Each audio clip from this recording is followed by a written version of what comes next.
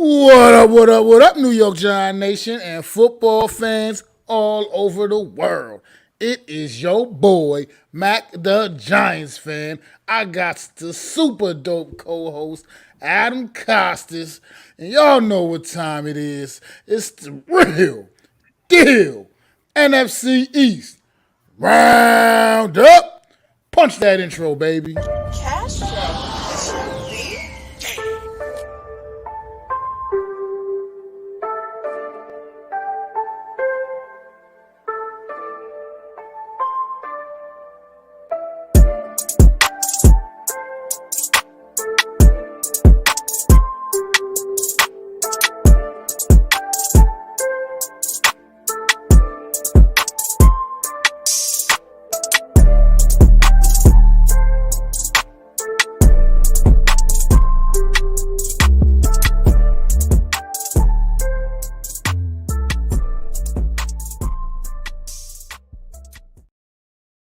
Good afternoon, good evening, everybody, man. You know what time it is, Wednesday.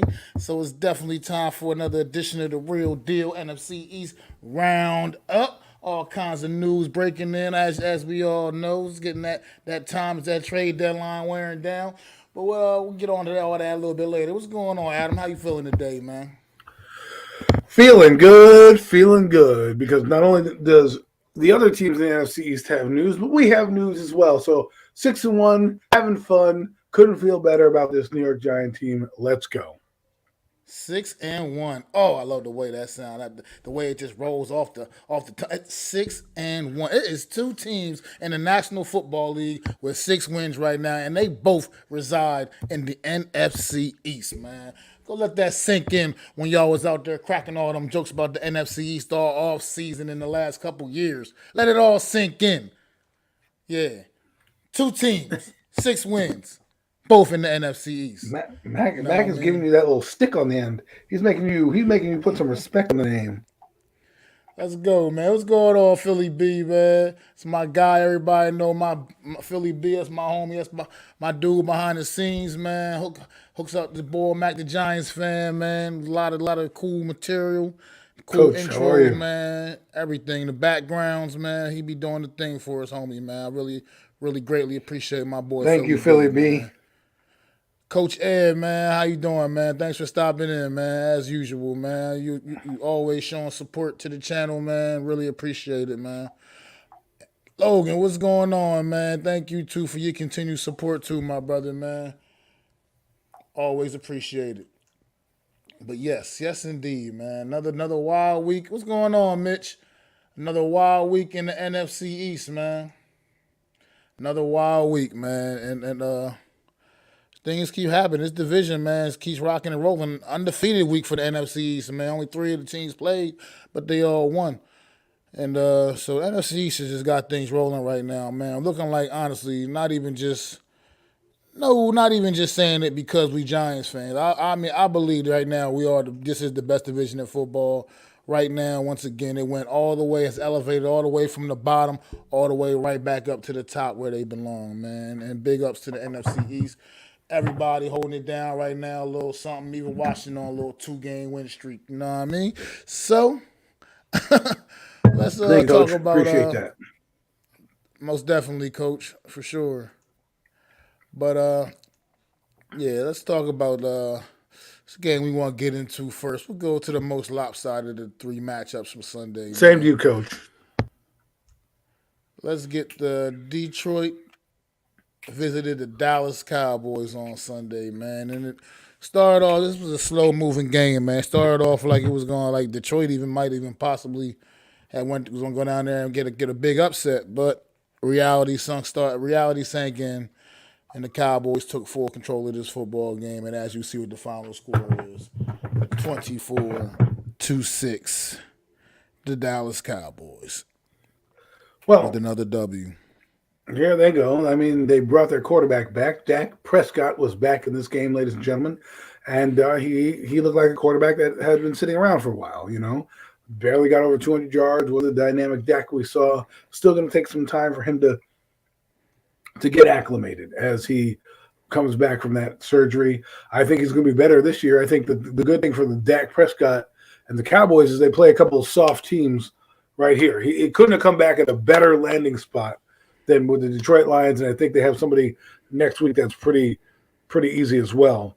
They have the Bears. Okay, so for him to get the Lions and then the Bears as like your preseason / rev up game. I know he played Tampa Bay, right? But coming back, he's going to need some time to get acclimated. So good for him to, have these easy games to come back to. It's not like he's facing, like they did last week, Philadelphia. So I think Dak's going to bounce back.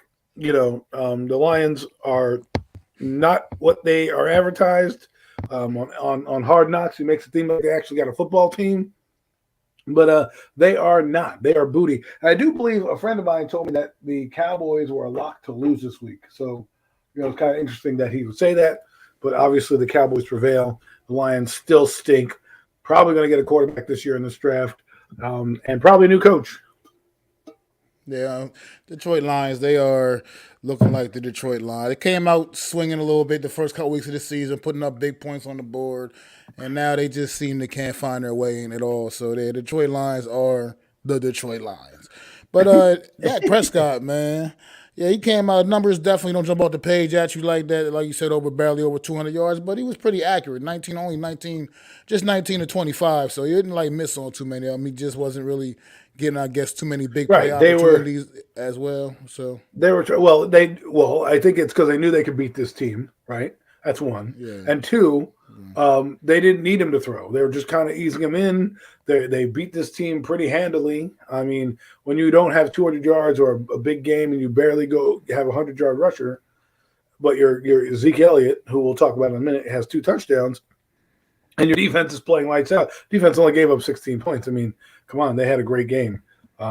So, like I said, they're easing them back in. A good powder puff game to play. Yeah, I mean, really, they just after half, they just came out in the second half and just took over complete control of the football game. They went into the locker room actually down to the Detroit Lions 6-3. And then, as you see, like I said, we see the final result to that 17 unanswered points. Right. And, 21 unanswered points. Excuse me. 21 answered. Bad math. It's okay. Better at math than that. I am not. That's kind of my mathematics, I'm not the greatest at math, but obviously you saw what happened. Cowboys are trending in the right direction. They're going to be a force to be reckoned with in the East. I know people don't want to talk about them as they're kind of getting, I would say, under the radar treatment because the Giants are so good right now and the Eagles are number one. They're kind of riding there under there, kind of like a lion waiting to prance on its prey. You know what I'm saying? So if they can get to 6-2 at the end of this week. Yeah.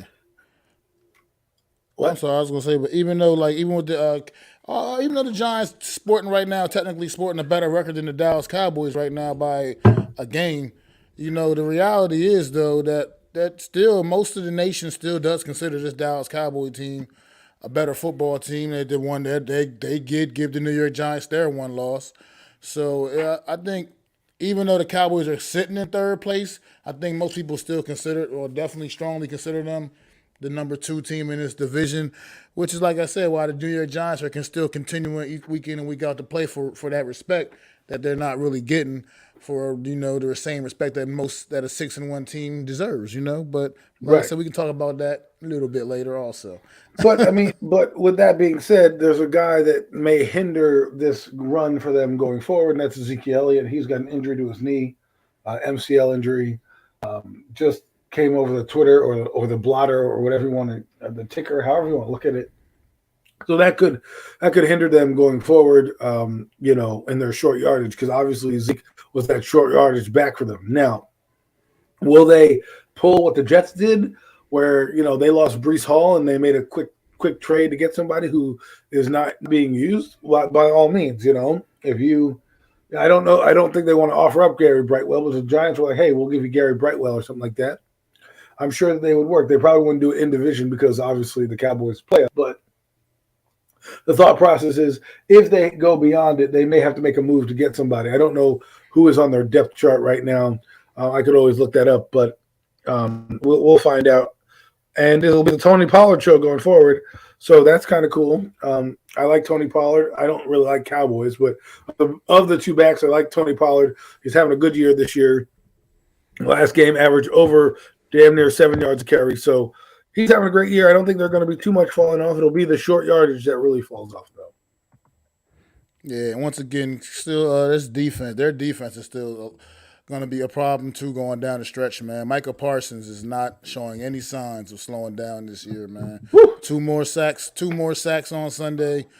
Just totaled up to 7 on the season. I mean, it's insane. That's one a game. That's one a game. So yeah, that's phenomenal. I know that mathematics. Yeah, definitely know that. That's phenomenal. That's phenomenal work right there. So right now he has 20 sacks. A beast. He has 20 sacks in his career. He's played 31 regular season games, right? I mean, not 31 regular season games. Excuse me. He has 20 sacks, and he hasn't even played a full season yet. I was looking at his combined tackles. Sorry.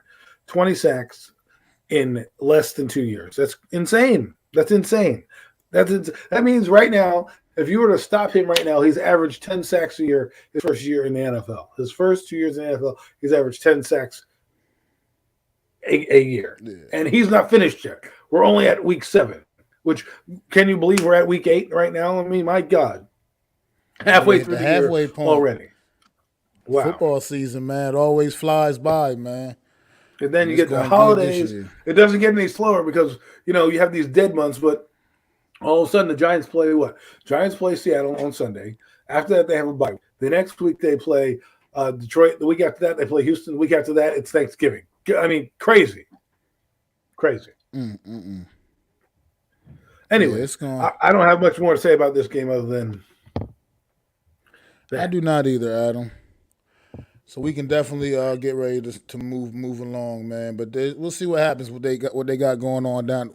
What they're going to do to try to replace the production of Zeke, who was getting things going a little bit as well. Honestly, I mean he hasn't been like making the explosive plays like Pollard, but he's been getting things going on the ground too, wearing them defenses down. So they're going to definitely have to figure out something to replace his production. And it's like they just got pretty much a couple of young guys on the roster behind them right now. You got that young man, Devontae Turpin, that's been making plays on special teams for him, but I'm not sure if he's ready for the big time to step in there and. Yeah, but is he a running back or is he a receiver? Is he? I'm not even sure, honestly. I thought he was more of a receiver, which, I mean, you could play. He is a wide receiver. You're right. I mean, you could play him at running back. I'm sure there'll be packages for him. There'll be different things. I'm sure Dak Prescott will also now be involved. I mean, they won't make him involved more this year anyways. Obviously, he was injured, so we can't see if that happened. But we'll probably see a little bit more of Dak Prescott rushing football. So I'm not going on his squad. Believe it or not, I'm not worried that they lost Ezekiel Elliott because they still have a good defense, and they're the Dallas Cowboys. They'll figure out how to get with what they got. Now, if they lost Tony Pollard, that might derail them a little bit, but Ezekiel Elliott being out, I think they can live with. Yeah, I'm sure they'll find a way, figure it out. They got Dak Prescott back in the lineup at the end of the day. That's what they pay him Andrew for. McDonald. To get them over the hump here. I think that's my boy. That's my boy Andrew. Andrew, what's up, man? He's a Cowboy fan. Hey. What's going on, Andrew? Welcome to the channel, man. Welcome to the show, man. Appreciate you stopping in. Yeah, he's referring to Devontae Turpin as the MVP of the USFL, by the way. What's going on, Net? It's my boy, Buddy Net, man. Good friend of mine. Work with him. But yeah, let's move on to this game here. The Green Bay Packers go to Washington and get stunned by the Washington Commanders for their third straight loss for the Green Bay Packers. There's my boy. That's him, Andrew. To even say.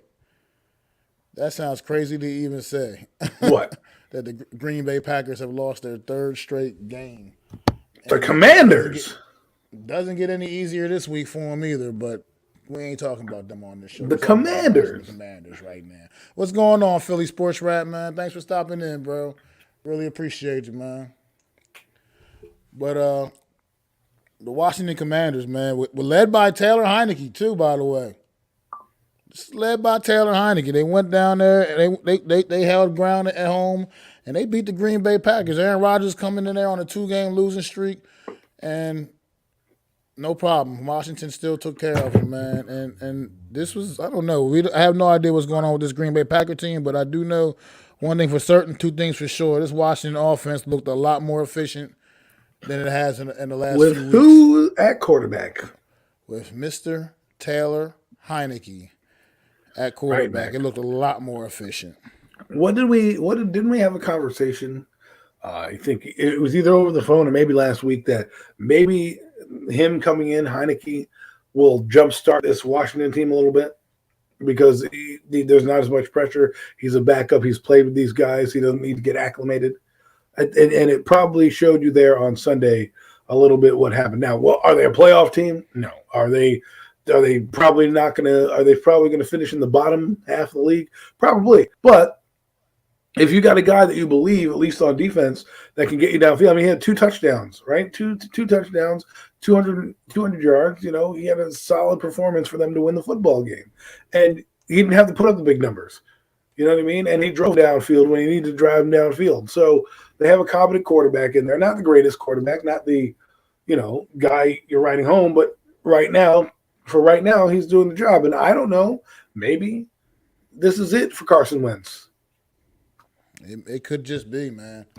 Like if Heineke puts together a little win streak here or kind of turns Washington's season around, it's definitely it for Wentz. I'm gonna tell you that it'll definitely be it for Carson Wentz.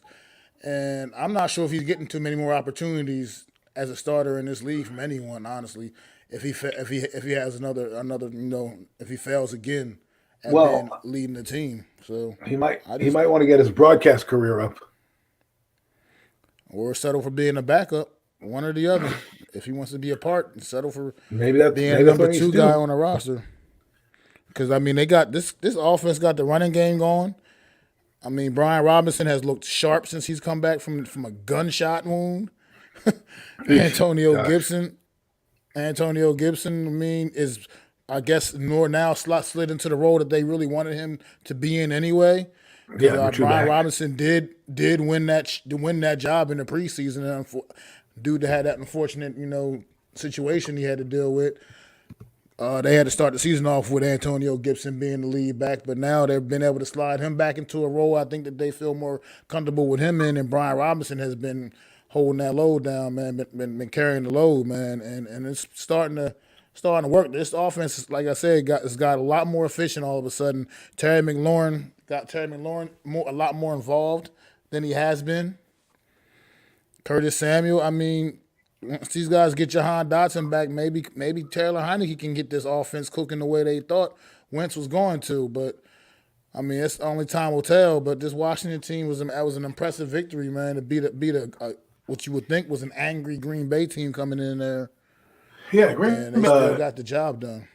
Green Bay is having some struggles. Thank God the Giants beat them early because now it looks like this team may not go anywhere. And I think they need a receiver. You think we need a receiver? I think they need a big time receiver as well. Yeah, absolutely, they do. You can tell right now. Aaron Rodgers also. I think Aaron Rodgers showing his age a bit. I think he might be headed down that path of the Matt Ryans of the world, of the latter Drew Brees of the world, where you really need to have everything almost be perfect for him. He's almost like our quarterback. You need everything perfect for him to go right? So we'll see what happens. Like you said, I think Taylor Heineke gives a juice to this Washington team a little bit. A little juice, nothing. Like you said, he's not going to blow the doors down, but look what happened. The offense became more functional game. Yeah, absolutely. Absolutely. I mean, and for what it's worth, Taylor Heineke basically started all last year for this team, and so he's got a lot of familiarity with the offense and these players as well. So it's not like this was something new to him coming in, like just cold off the bench, like he has no real experience. So it just looked. Maybe that's what the problem with Carson was, is that he's only been in the offense 7 weeks, 8 weeks, right? Less. I know he's been in it from April, whatever they traded him for July, but I think you have to develop a rapport, and that only comes with games. So Heineke comes in and bingo, bango, boom, like he never missed a beat.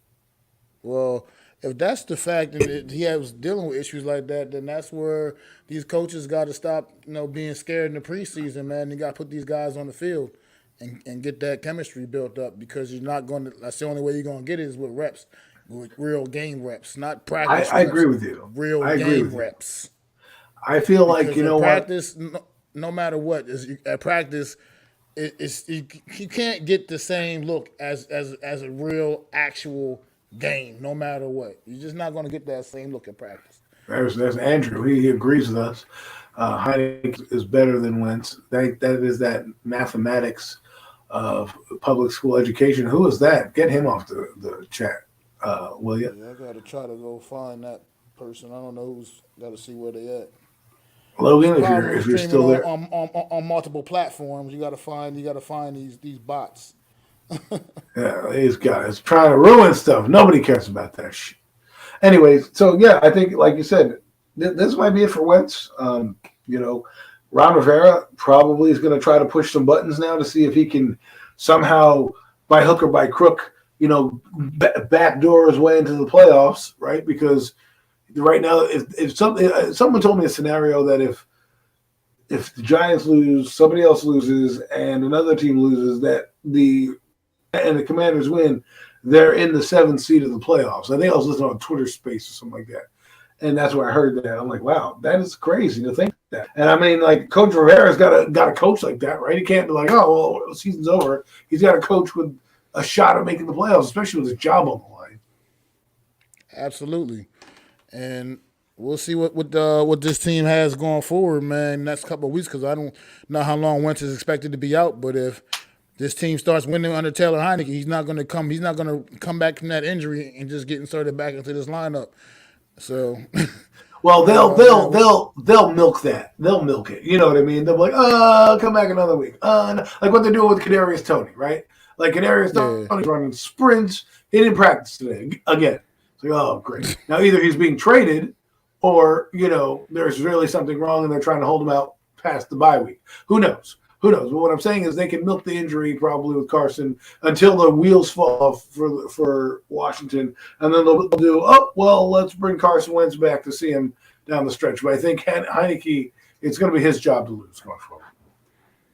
I agree, but one thing they still need to do is need to get some more production out of this defense, man. Like they said, they're still not getting to the quarterback. They once again another game, no sacks. What's going on, Randy? So they need to they need to figure out something on this defense and get this pass rush going again like it once was. It used to be this was a feared front seven that's quite frankly nobody fears anymore, and everybody pretty much just runs the ball right down their throat.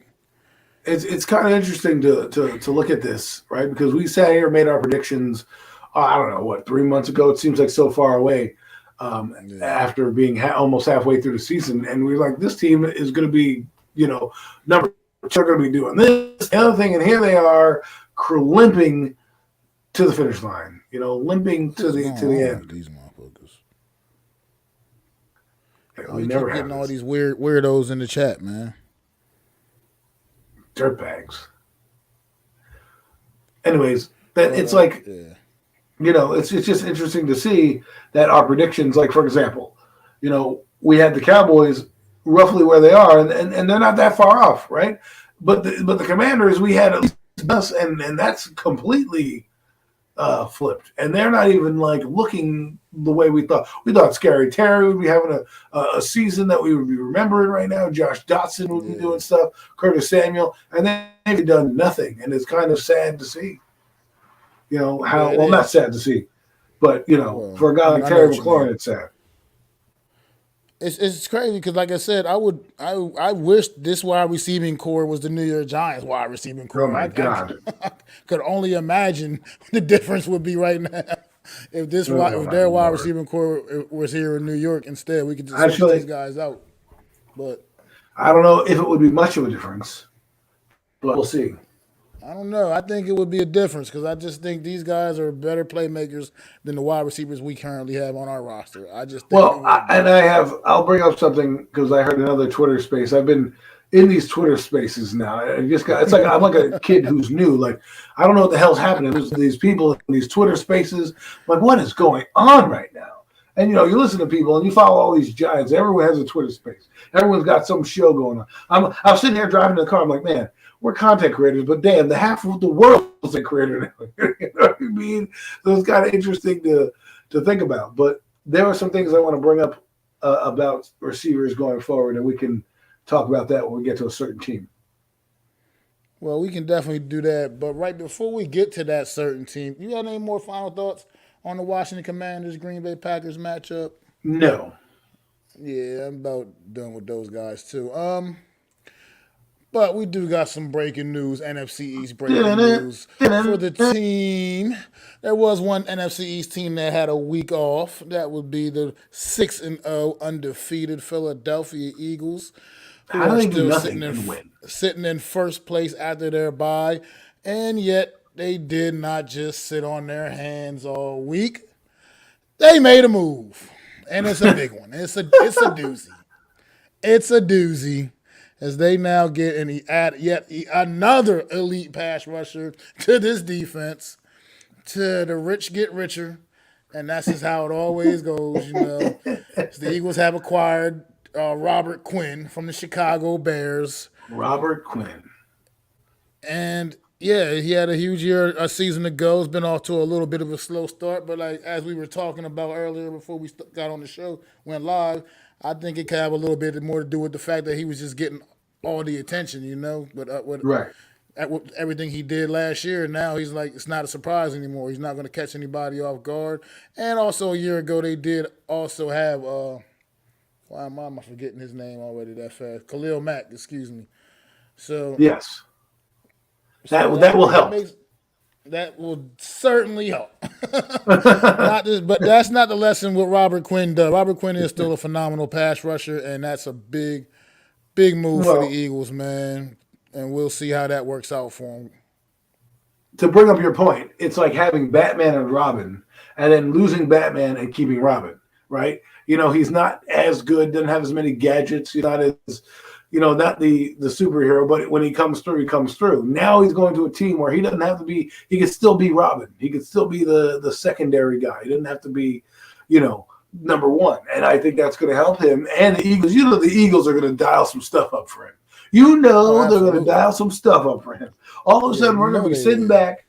You're going to be sitting back, relaxing, and there comes Robert Quinn careening around the corner, in waves. And it looks like that's what that's what these NFC East teams want to do. They want to come at you in waves. Look at the Cowboys, they've got Sam Williams, they've got, Micah Parsons, they got Dante Fowler, they have Dexter, DeMarcus Lawrence. Right? This team's now got, Brandon Graham. They have Hassan Reddick. Now they have Robert Quinn. Not to mention Hargraves and Fletcher Cox and Jordan Davis on this line. So there's a lot going on. Yeah, absolutely. And I think you just said it here, man. Good, Angel Frank. Thanks for stopping in, man. Thanks so much, man. Eagles do. They got dogs at every position. Every Yes. position. They got some studs at every position. It's this team. These damn Eagles. Why do y'all make me say nice things about the Eagles, man? But And so that's funny because right. I remember Robert Quinn was on the Dallas Cowboys, and it was like people didn't really, were like, oh, he's just on the Dallas Cowboys. Like you said, you put him on the Eagles where he doesn't have to do anything but rush the passer. That's it. And you know that you can't double team them all because, again, you've got Fletcher Cox, Vernon Hargraves, Jordan Davis, Hassan Reddick, and not to mention the linebacker they got. I forget what his name is. Jacoby Dean running around back there. And their whole team is pretty good. They're pretty good. They have a decent secondary. Their middle linebackers are pretty good, and their front four is ferocious. Keep them in a lot of games. I know that as Giant fans, we're looking at them saying, "Oh, we're not anybody," blah blah blah. But styles make fights, right? And they have every fighter, every style covered with all these defenders, right? They can be inside, they can be outside, they can give you hooks they can give you body blows, they can give cross to the face, they can do it all, right? So while some teams can only do certain things, for example, the Giants can't stop the run to save their life right now, right? So That's something that they would have to shore up. This team can stop the run. They can stop the run. They can beat you. They can beat you with their DBs and lock down their receiving core. I mean, good group that is not really as dominating as you think, because you're not dominating the headlines, but they're quietly a solid, if not one of the best units in the league. Absolutely. I mean, like you said, they're off to a 6-0 start, sitting back undefeated, come back from their bye week, still in first place. Nobody can, and they're going to play the Steelers. It wasn't even possible. It wasn't even possible for anybody to catch them because they were the only undefeated team going into their bye week. So, I mean, this team, look at these next 3 games for the Eagles. They could be 9-0 by the time they hit Thanksgiving. They're playing the Pittsburgh Steelers, who are 2-5 right now. Not a good team. Pittsburgh is coming to them, right? So I think that would favor the Eagles on Sunday. Yeah. Eagles then go to Houston on Thursday night, short turnaround, and have a chance to beat that team. And then they have 10 days to come back and study the Tyler Heineke and the Commanders. Okay, so they could easily be 9-0 going into November, that Thanksgiving week, right? Like we have. So it's like I said, it's going to be interesting to watch this team going forward because, again, there's a lot of winnable games still on here for the Eagles. Play a lot of they're the highest team that they play on the schedule right now. The hardest team is the Giants right now. They Giants and the Cowboys and the Titans. Sound of that. No, the sound of right. That. The Giants are 6-1. The Cowboys are 5-2, and they play the Tennessee Titans, who are 4-2 at the moment. Right, so they beat the only loss that Minnesota has is to these Philadelphia Eagles. Okay, team early on in the season. Which, by the way, the Eagles handled Minnesota on that Monday night matchup as well. That wasn't even a close game. They destroyed Minnesota that night. Right, so you got to think right now. I'm not saying this team is going to go undefeated. I'm sure they're going to lose a game or two, probably to the Cowboys when they go visit that team in Big D. I know a lot of people think the Giants, they come December 11th to MetLife Stadium, and that's going to be a rocking time depending on what the Giants have done, because the Giants will have played the Cowboys at this point, and they have to go into the Cowboy game basically the same way, right? They have to go in and be at least 8-2, 9-1 going into the game. The Giants have the Seahawks, not going to be easy. Texans, you should win that game. The Lions, you should win that game. And then they have the Cowboys and the Commanders, and then they would have the Eagles. 3 divisional games back to back. This is where the season's going to take flight, I believe. Right? I believe November 24th could be the day the season turns from being a good one to, hey, we're going to be a wild card team, because you got those 3 games. Plus, not only that, you come out of these 3 games with that team. And I know we're talking about the Giants. We're really on the Eagles. They come out and they play the Minnesota Vikings. The Eagles come out of this game, right? They play those 3 teams. They play the Packers, who right now we have no idea who the Packers are, on a Sunday night game. I think it's Sunday night. And then they play the Tennessee Titans and then the Giants. So, and then after that, they play the Bears and then go back to the Cowboys, right?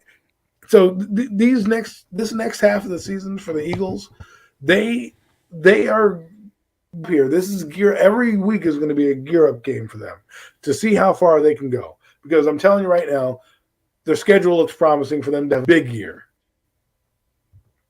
Yeah, I mean it's true. I mean, in the way the schedule's set up with these, like you said, with the New York Giants, it looks like it's going to be a tough second half of the season. The second half of the schedule is definitely a lot tougher. We'll be on hitting the road a lot more.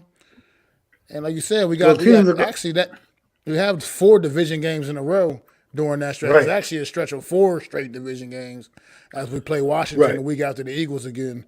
So and then you come back and you play Minnesota. Yeah, that can make or break the season right there. Just those 4 games, period, can make or break the season right there. Point blank. And you got to think that the Giants, Eagles, so you'll probably drop 1. You'll probably drop maybe a 2 to the Cowboys, beat the Commanders, and then you come out with the Minnesota Vikings, which could be, well, if it depends on where Minnesota is. If Minnesota's the divisional team, we could see them again in the playoffs, and they're building. So, if everything doesn't pan out. So you're going to start to see that these games are going to become crucial down the stretch. Every one of these games matters now. The three teams in it for the Cowboys, Eagles, and Giants, right? They have to beat these teams. They can't falter. And, we'll get into some weaknesses later, but these are going to be some bigger teams that are coming up for these next games. And now they can't come out with a letdown. You have to go out and beat Pittsburgh. They have a rookie quarterback who, while we know he can play, got to come out and beat him. If you don't do that, you could derail your season pretty quick. Yeah, I don't know. We'll talk about that a little bit later about that game. We'll preview the matchups next week, but I don't know. I don't feel like the Eagles are going to come out of this bye week not ready to go. I think they're going to come out fired up. It's the Battle of Pennsylvania. It's always a little more extra pride when it comes to that. They play each other in the preseason every year, and with this one, can they make those rivalry games this year? We have 17 games. Can we make rivalries like the Jets, Giants, Pittsburgh versus Philadelphia, and have like a trophy? They could. They should do that every year. That's how they should do it.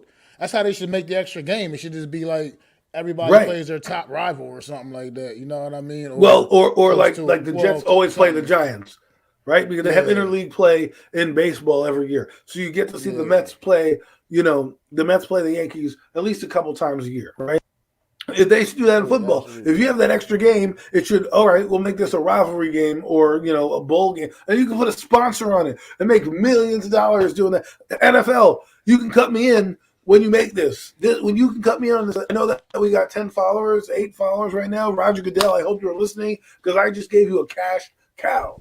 I write for the WWE, and now I'm making the Golden Goose, the NFL, more money.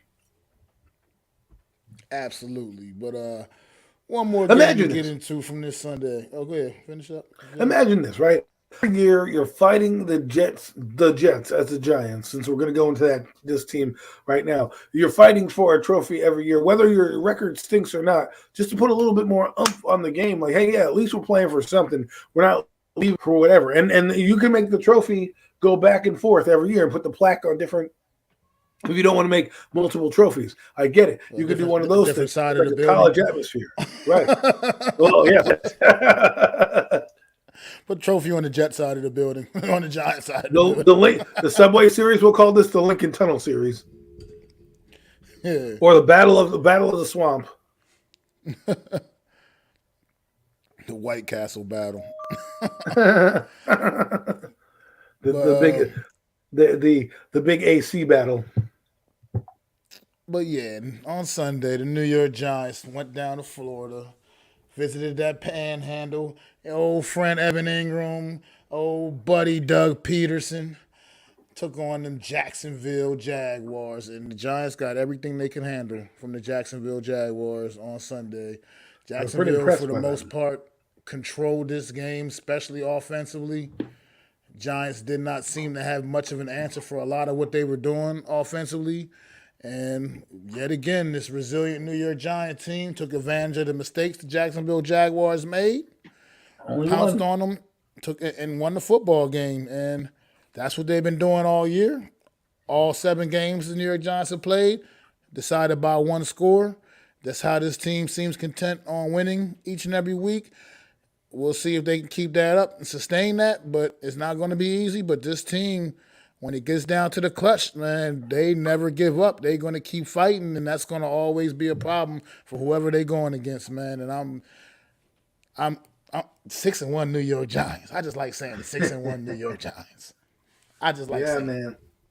You know what's interesting is, like, I'm sitting here thinking about it, and it's really is interesting to see what Joe's vision is coming to life with a different coach, right? They want to punch you in the mouth for 60 minutes. Well, guess what? We are now punching teams in the mouth for 60 minutes. Thanks, Joe Judge. Your message got across, but you're not here. You know what I mean? Because to me, this Brian Dable and we're winning right now. The honeymoon is great. The marriage looks like it's going to be last a long time, but he's pushing all the right buttons right now, and his coaches are pushing all the right buttons right now. Interesting to see the Jacksonville Jaguars, because like you said, Mac, every time, and It's like clockwork with Lou. He always comes in right as we're talking Giants. It's always like clockwork. But like I'm saying, it's always this Giants. We got to play these cardiac games and play always to the best. Like the Giants, they made mistakes, but they didn't make the costly ones. Like the one costly one was the ETN fumble. That changed the dynamic of the football game because at that point they were driving and, they're up 11-10. And who knows, maybe they kick a field goal and score a touchdown. Who knows what happens at that particular moment in the game, right? But they don't. So you go into halftime and then everything basically flips. But then the Giants go out and score points. Didn't really do much in the fourth quarter outside of run the football and kind of keep it close. And did what they did. They ran the same play in the fourth quarter like 6 times. And that's what I mean by people is like they ran the play until you say to stop it. That's how I was brought up in football. Oh, we're going to run to the right.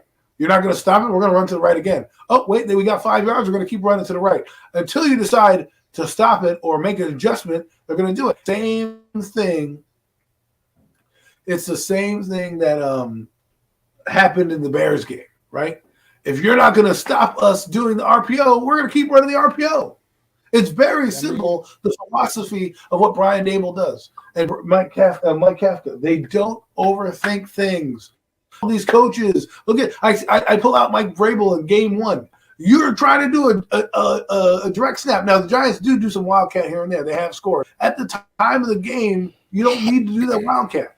It changes the game, right? The fumble, the reverse, you don't need to do it. The Giants are doing reverses at the right time. They're just, it's 2nd and 5 and you're doing a reverse. It's not 1st and, 10 and you're doing this, and the mistakes have been minimal and it's interesting to see. And that's how you win football games is minimalizing your mistakes and forcing it to be perfect as well. And the Giants aren't doing anything flashy. They barely got an interception this week. And we'll talk about the refs in a little bit because my God, we're going to enter that in a minute. But hit on a good point with that offensive possession, that run, those run plays, man. Like you said, the beauty of that is the fact that Jacksonville Jaguars at that point in the game knew exactly what the New York Giants wanted to do, and they still couldn't stop it anyway. And that's the difference of this New York Giant team and the New York Giant teams of the recent past, man, where we just went out, they'd have went out there, got like a 3-and-out. 3 passes and kick the punt. Yeah. Gave the ball right back to Jacksonville with plenty of time on the clock to do whatever they wanted to do. This New York Giant team is going out there and getting it done. Saquon Barkley, they had bottled up most of the day, and he still managed to turn it on when it mattered the most at that point in that drive where he just kept he was just lowering the boom on those guys, man. I know that we talk about the quarterback being the MVP, but the MVP is really Barkley because he's had a long run that kind of kicks the momentum into our overdrive for us, right? We'll be like winning, but then all of a sudden Barkley has a back-breaking run, and it's like, oh, game over. Game over. We can't stop him. Giants running game is just too powerful.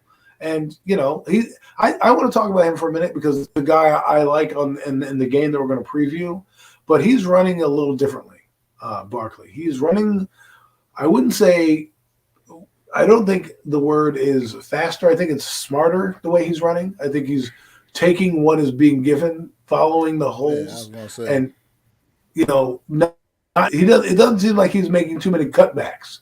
Like if he gets into the open field and he cuts across the grain, that's a different story.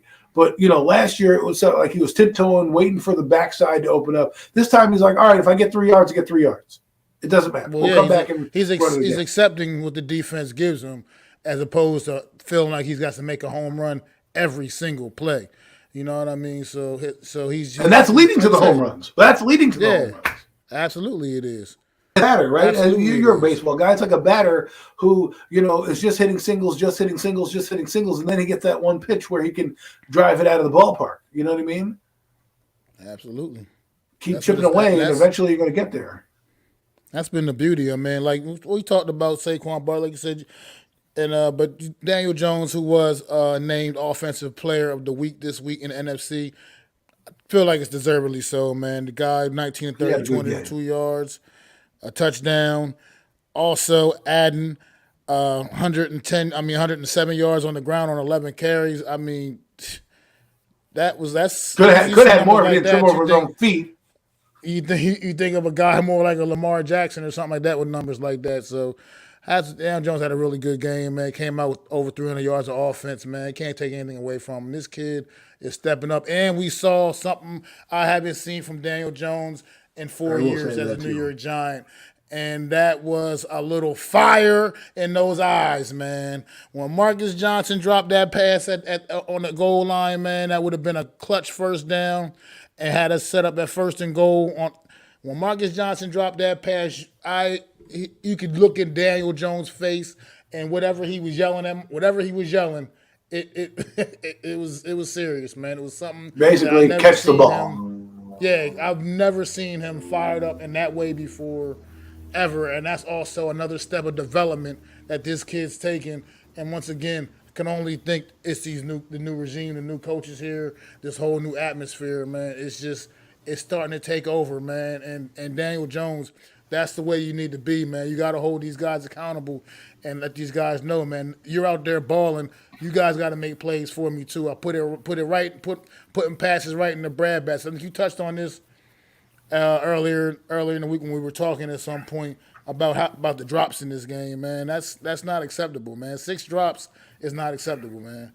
Got to do better for the quarterback, man. It's not. And it's funny, we were talking about the drops. We'll bring this up. Again, I'm on those Twitter spaces. I'm just floating around in Twitter universe over here. And people are talking about how other receivers who are on other teams have drops as well. And it's like, I guess they're more egregious when you have a guy who has to play perfect. The Giants are not a team where they're going to score 35 points, and you're like, well, those 6 drops don't matter because – we're still going to put up points.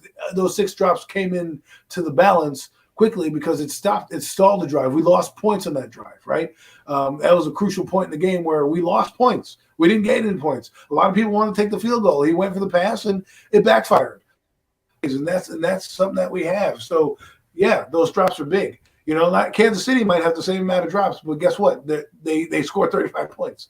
So those drops kind of even out. You're not really worried about it, right? When you play the New York Giants, those drops are going to be critical. I would say 6 drops. There were 5 drops. I got to give one to the DB. Richie James had it in his hand, and the DB kind of put his hand in there and knocked it out. So I can't give that in his breadbasket. Yes, you wanted to make the play, but they also played defense on the other end, right? So we tend to forget about that when we talk about offensive football. They do play football on the other end. It's not like they play in the grass. But real quick, hats off to Daniel Jones. Had a good effort. Showed the fire that you want to see. It's kind of like what we were complaining about 2 years into his tenure. Like, come on, man, yell at somebody. It's okay to yell at somebody. And I think in 2007, that's when you started to see that. And here you're starting to see it. And I don't blame him for yelling. Catch the freaking ball, man. Like, geez. I mean, he put it right on him. He put it right on him. I mean, you couldn't throw the pass any better than that. He put it right on him, and you got to make that play at that situation. It was a 4th down play. You got to make that play. And what pisses me off is like, yes, I'm a guy who's not a huge fan of him, and folks, I woke up and I'm still not 100% sold on him or whatever. I'm glad that he's playing good football, and I hope he continues. And I'm glad that I'm being shown up wrong, but I still have certain standards that I put out, and many of us have put out for him to hit to even come back next year. He's winning, so obviously. It doesn't matter because he's winning, but again, I'd like to see some of those plateaus reach. However, with that being said, catch the ball for the kid. Catch the ball because you're not making it any better for him. Because look at his numbers, 202 yards. If you're an outsider like Dan Orlovsky, you're looking at that and you're like, damn, that's terrible. And you know what? It didn't feel like he had 202 yards. It felt like he had more yardage. But you those 4 or 5 drops in the game, and that maybe that goes up to 260, 270, and the game looks even better than that. So, like you said, deserves Offensive Player of the Week. No player in the NFL has had 100 yards at his quarterback position. Right now, he's leading over Zeke Elliott, and he's like right behind Josh Allen. I think you could do some of the things you're doing with Josh Allen. They are making him more of a runner, but I think you're going to start to see that. And I keep saying this every week, but we're playing better teams down the stretch. And they're going to look at this team, especially if the Giants don't make a move. And let's talk about that segue into then making a move.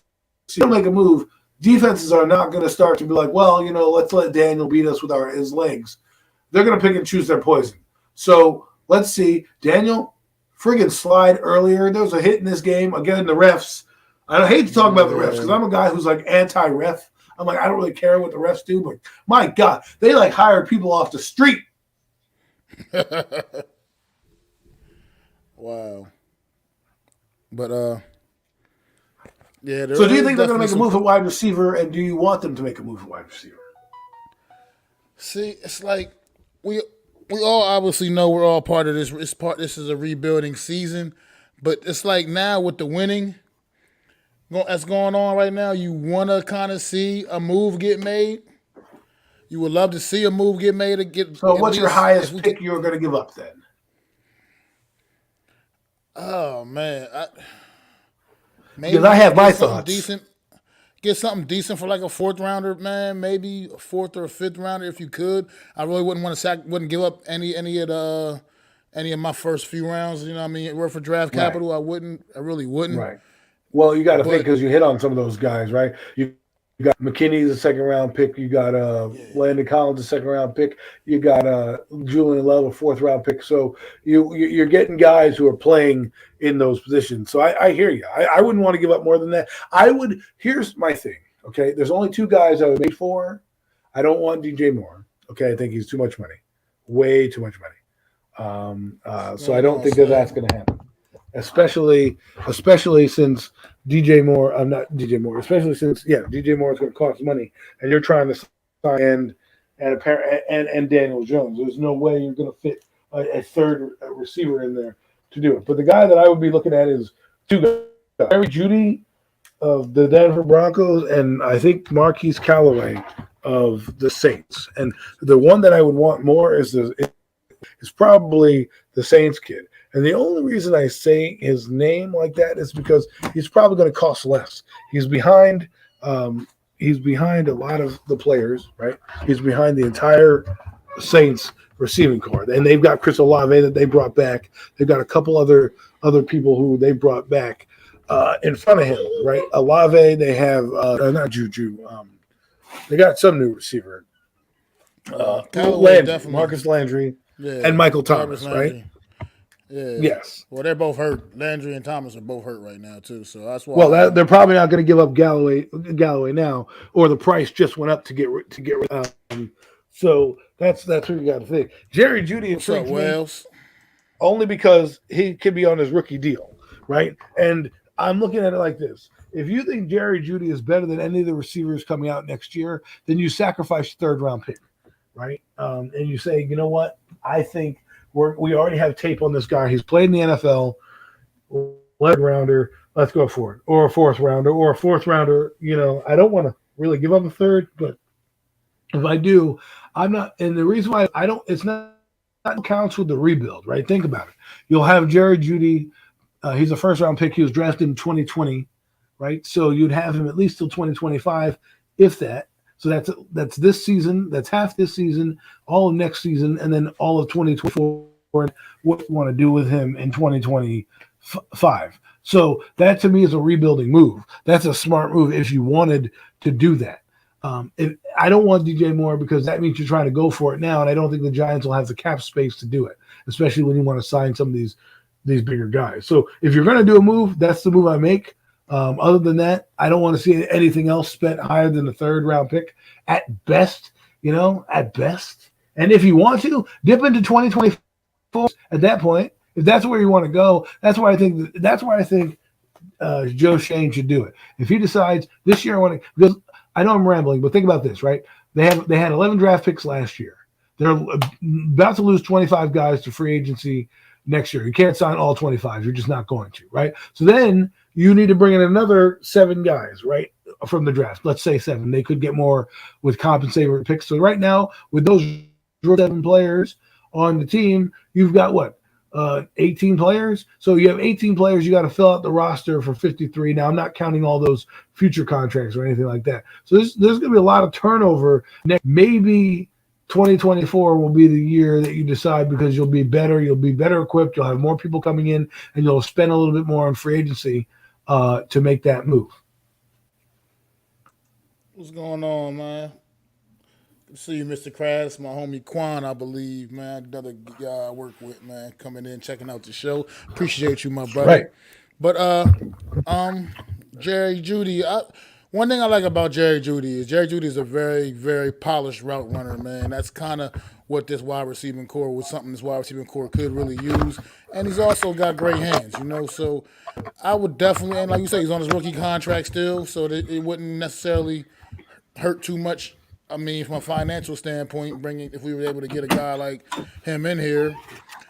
But however, I just and for what it's worth, the Broncos probably are looking to probably recoup some form of draft capital. You know what I mean? Considering everything they gave up on Russell Wilson deal last off I'm season. trying to figure out if we could put the train somewhere So over here. Because it just takes so up a I'm lot of room. so I'm thinking something like that. If we could make something like that happen, that would be pretty thorough, pretty cool, man. Move like getting Jerry Judy here, Marquise Callaway. Like I said, with all the injuries right now that the Saints are going through, I don't think he really would seriously be on the market right now. But if somebody like him were able to acquire a guy like that, that's another guy that's very capable of making huge plays, stretching the field, man. So I just think. Whereas before I was more like, let's let this thing play out, let's let it play out, and not really worry about making any moves. Well, the fact that we're 6-1, winning, and got a legitimate shot, we're in the mix, and that's kind of the biggest thing holding this team back right now is the lack of any kind of a threat on the outside. If we can make something happen, get somebody in here, and even while we're still in the midst of this rebuild, still go on a little run this year as well. I think we need to maybe look into the direction of trying to make that happen, man. Because I got frustrated on Sunday watching all the drop passes. Like I said, the kid Marcus Johnson, he had a couple of nice games for us, but he showed us once again on Sunday why he's just Marcus Johnson that we just brought up from the practice squad a couple weeks ago. I mean, 3 targets, 2 huge drops, no catches.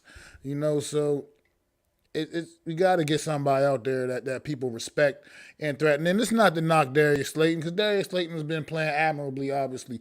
But the reality is that he's not a number one receiver. I mean, that's just what it is. Darius Slayton is not a number one receiver. And sure, he has a skill set. He can stretch the field, but his hands are questionable most of the time, and people do not fear Darius Slayton. We need a guy that instills some degree of fear in the heart of a secondary. We just don't have a guy like that on the team right now. Wandale Robinson is young, our second round draft pick, so he hasn't earned that kind of reputation yet. He's shown an ability to make some plays, but he's still, like I said, he's a second round draft pick that hasn't earned that respect yet. He may be able to. Like I said, we talked about Little Hammy, Kadarius Toney, and number 19, Kenny Galladay, but these guys, they're not on the Little field. Hammy. So Oh man, that's great. they're not on the field. So just you Well, can't depend on them. You Mac, can't count on those make a great guys. point. You make a great point. The I feel the Giants will keep the plan going forward. If they don't make a trade, and I think the trade deadline's in week 10, right? And they don't make a trade because guess what? Denver knows you're desperate at wide receiver. How desperate are you? That's what they're going to say. How desperate are you? They may trade Jerry Judy to some other team for a third-round pick, but knowing that the Giants are so desperate, they're going to be like, well, what can you give us? What can you give us that, in return that we can get some? Because I know they want draft capital, but are you going to make it a third and a fifth? Are you going to sweeten the pot a little bit? Are you going to make the deal better for this? I just thought about it now when you're sitting here because, see, Marcus Callaway, he could still be traded. Why? Because the season is better, but because they need him, they're going to raise the bar a little bit. Okay, well, we need him. How much are you willing to spend? Because that's what you're going to do in these negotiations. Before, when the Giants were the hum, I would have been like, easily give up a third-round pick. Now I think if I'm Denver, and I know they're trying to make a playoff run, right, I'm not just going to be laissez-faire with it and like, here, have one. I'm going to say, well, if you want him, come get him. We just, they got multiple picks for McCaffrey, who, is a premier player at his position. They're premier picks for him. Give me a couple third rounders. And I don't know where the compensatory picks are for the Giants, and if they're coming, if they are coming, I think they're going to get a few. If that's being said, you don't know where those are yet, so you can't really trade them yet. However, I will say this: if the Giants don't do anything, I would then explore the Jerry Jeudy trade next offseason. Because again, he'll still be under contract, and then you can bring him in because he'll probably be better than anybody that you draft next year. I mean, I agree. And also, while we're on the receiver front, man, the Giants also took another blow to that receiving core. I mean, in the form of the tight end Daniel Bellinger, who has been starting to ascend in this offense, man. And now he may be out for multiple weeks, as he's going to have to get eye surgery. That looks scary too, man. He got poked in the eye hard as shit. Blood coming out of his eye. It was, according to Coach Dable, man, it looked really, really bad. So see how long. I mean, we don't know. I'm no doctor, no expert on the subject, but I know eye surgery is still pretty serious stuff. See how long this guy is going. How long if he'll even be able to make a return to the team this season, man. We never know. See if he even has his full eyesight. So just a lot of unknowns with that injury right now, man. Not a normal football injury, obviously. And that's what else makes it a little more strange and going to be a little bit of a delicate situation to deal with going forward. So what's going on, Taj?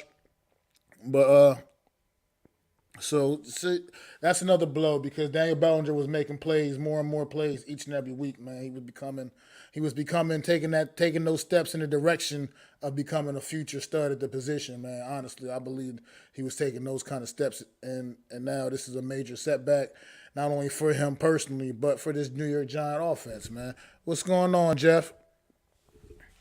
So that's going to be a tough blow. See what happens with him. And also on the injury front, good news on the injury front.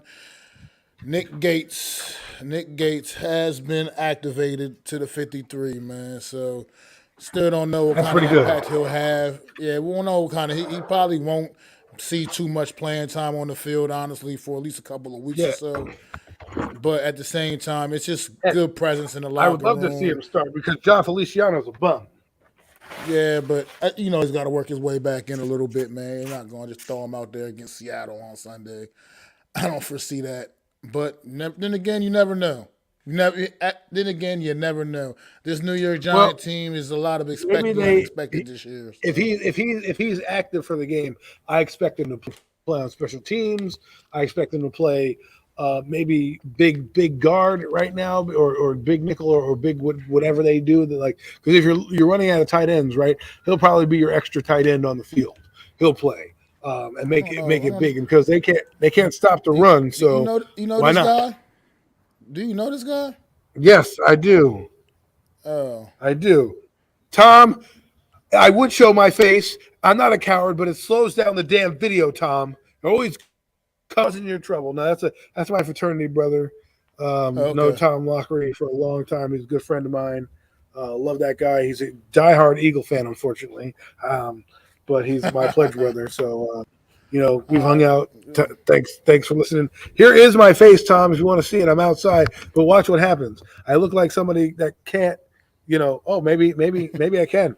Oh, there it is. See, now I froze. See.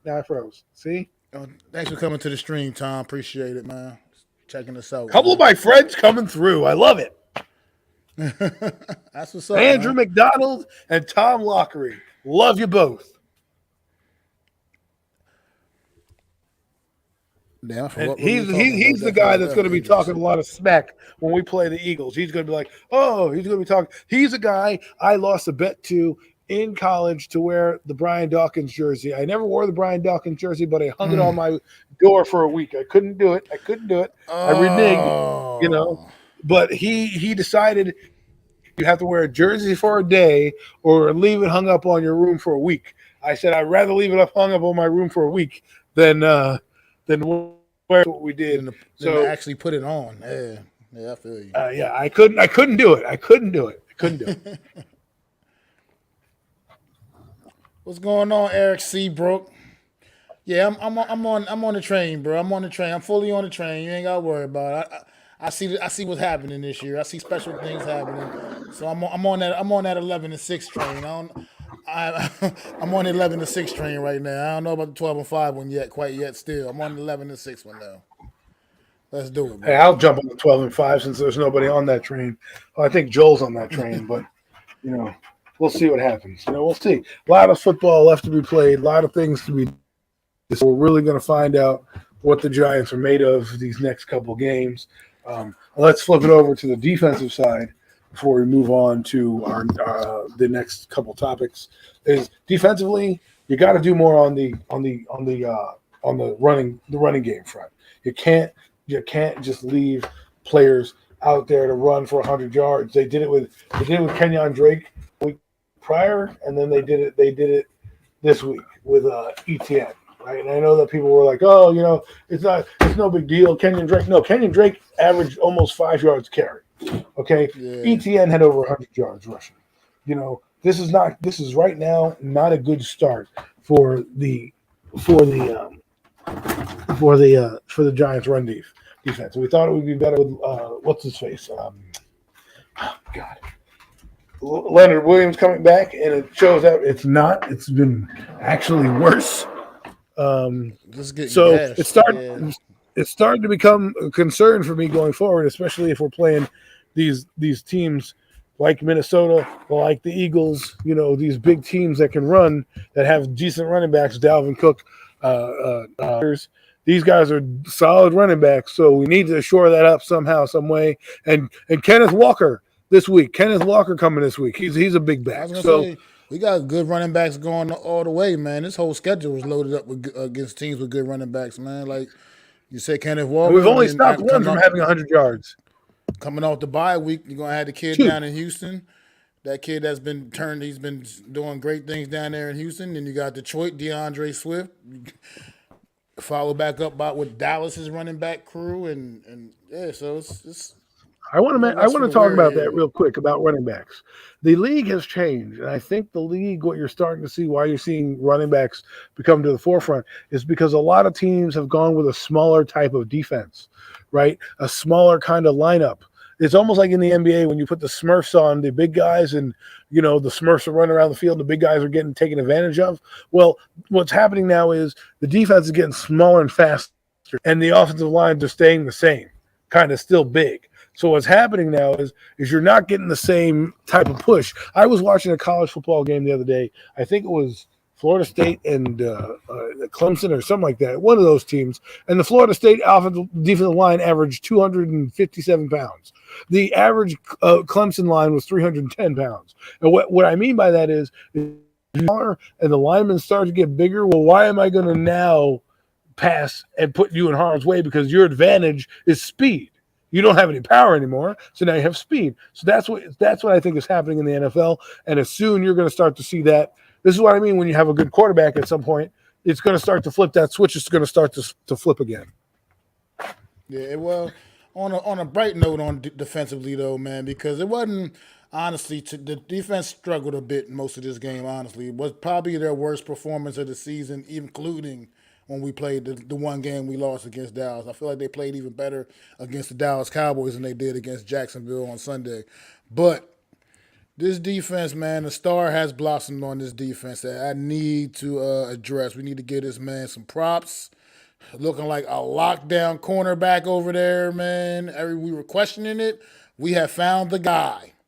Fabian Moreau is the guy. He is that other cornerback opposite of Dory Jackson that has stepped up, elevated his game, and he is looking like an all-pro over there, just blanketing receivers, man. And the defense, he made probably the defensive play of the game, that last play, just absolutely keeping Christian Kirk out of that end zone, planting his feet in that ground, and driving Christian Kirk backwards, and the rest of the defense rallying to help him out, clean it up, man. But Fabian Moreau has ascended to a top-tier player, man, these last few weeks of this season, man.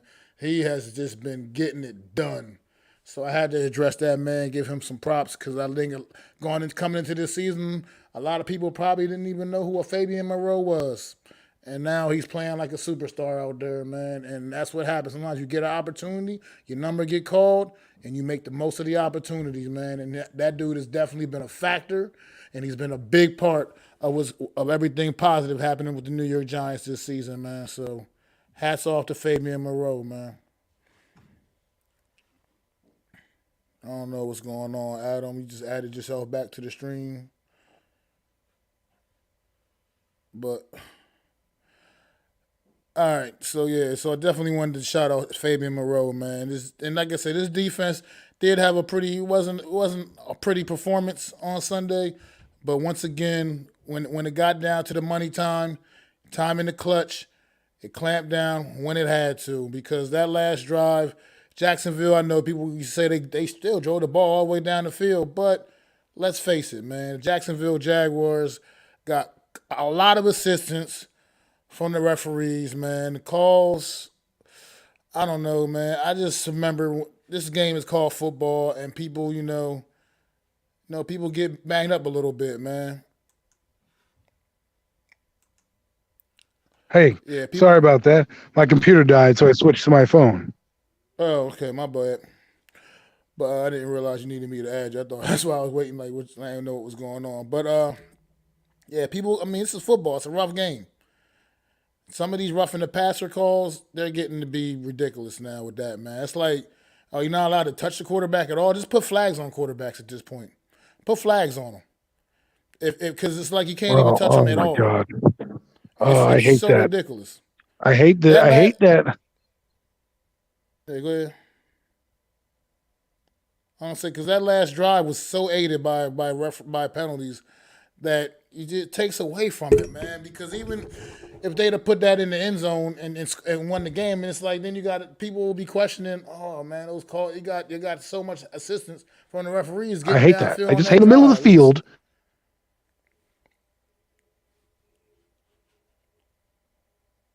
You're muted, Adam, if you were still trying to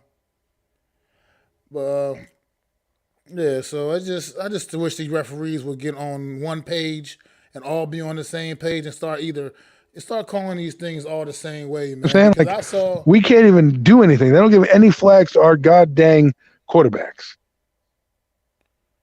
Well, our quarterback's named Daniel Jones, so the respect he gets around the league. So that's what that comes down to. But our quarterback. That's what I mean. But it's just a ridiculous. It's just that. It bothers me because you watch things like a couple weeks ago when that ridiculous roughing the passer they called on, I guess, that guy on Tom Brady.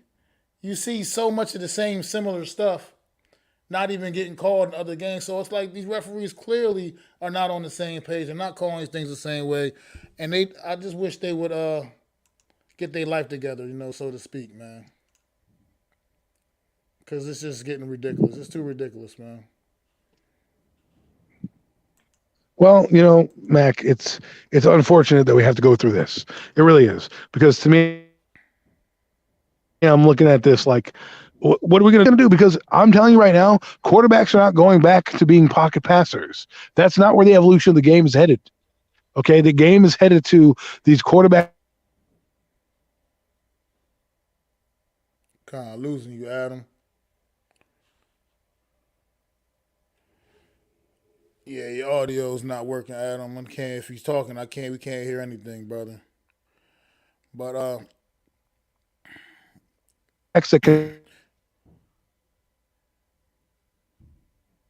yeah, I don't know what's going on, bro. But gonna get ready to move on to next week's slate, man. We got 4 games next week.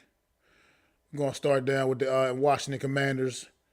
Going to visit the Indianapolis Colts, man, led by Taylor Heineke. You got 2 backup quarterbacks going to be in this game, and Indianapolis is sitting Matt Ryan down for the season, man. And I think that's probably going to be. Yeah, my mic is off.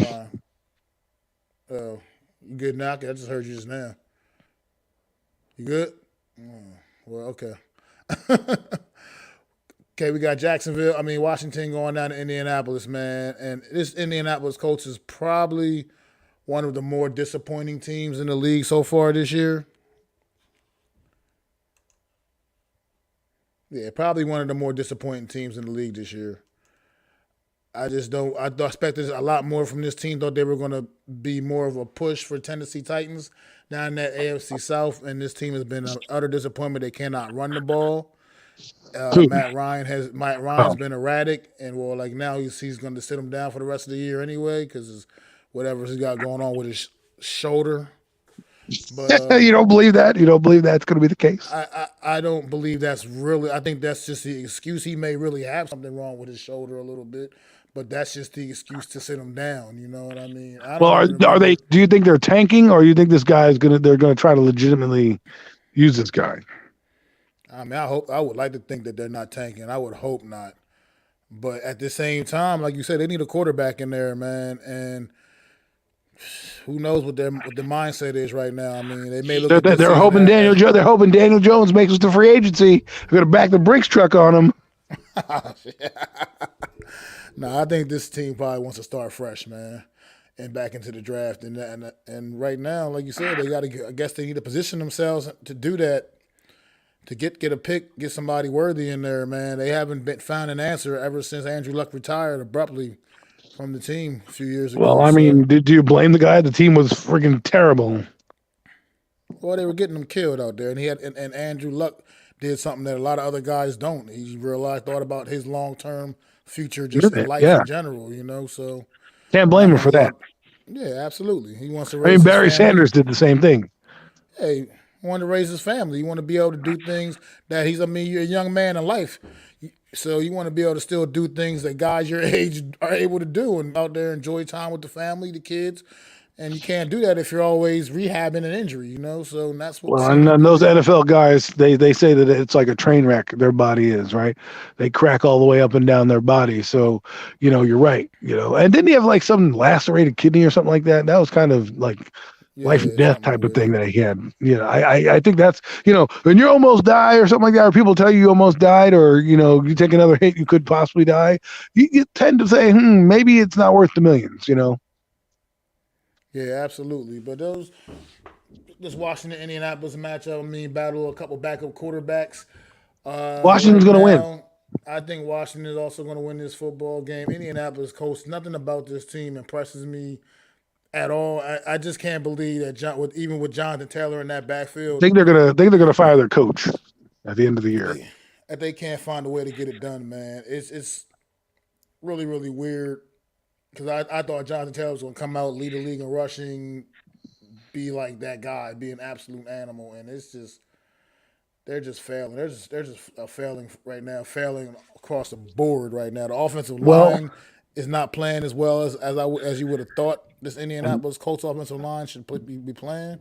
this is what we talk about though. It's a year-to-year league, a week-to-week league, and teams get hot like the Giants, and then next year you're nothing, right? We picked this team when they got Matt Ryan to be in the Super Bowl hunt, right? The Super Bowl Yeah, absolutely. hunt probably being top, and here we are.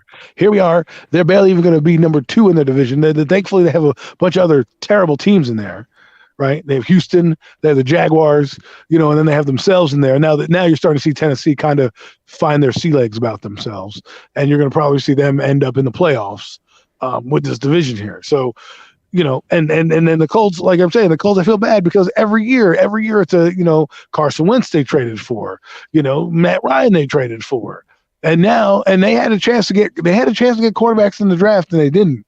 So, who knows? Maybe Justin Fields is on the trading block next year. Maybe they make a move for that kid and say, listen, he doesn't want to be in Chicago. Frank Reich gets one more year. Say, hey, listen, give me a quarterback that's not on, AARP, not one foot out the door. And let's roll with this thing. Who knows? This is why the NFL is so funky. This is why I'm so into the roster building part of the season. I know a lot of people love the season, as do I, but that's why I'm so intrigued with like the roster, because you never know what's going to mesh, who's going to play well, right? And what guy is going to pan out. I mean, we look at our quarterback, our receiver, he's still not doing anything, Yeah, so yeah, I like Washington in this matchup, but I haven't really been picking Washington for too many wins. But I don't know. I like what I saw from this team last week offensively, man. And Something to build if on.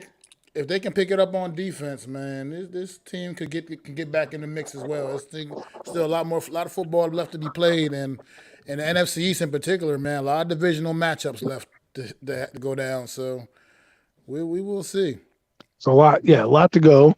But they're also fighting with the other teams in this area, right? In their wheelhouse. So let's say they win, they're 4-4. Now you have a real chance going down the stretch in the remaining 9 games to kind of say, hey, if we go 5-4, we go 4-5, we have a chance to possibly be in the playoffs. Then you're going to do it, and that'll be another year for Ron Rivera. He can say, listen, look what I had to go with. My owner is a complete dirtbag, right? My team is in shambles from top to bottom, and I still had them fighting for the end of the playoffs. Give me another year.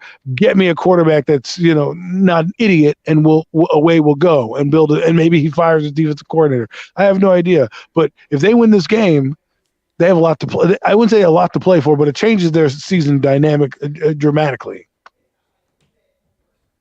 Yeah, I mean, I totally agree, man.